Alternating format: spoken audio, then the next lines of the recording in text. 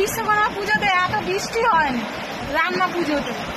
এই বছর তো এরকম ভাসাচ্ছে। এবছর বৃষ্টির এবছর মনে হয় বৃষ্টির ভাগ বেশি, 70-75% বৃষ্টি।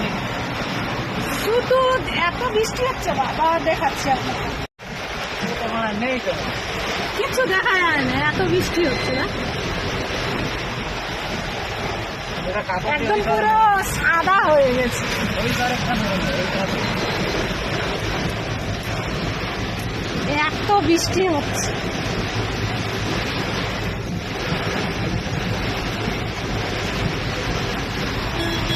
রাস্তার মধ্যেখানে সে হাঁটতেছে রে, কি অবস্থা।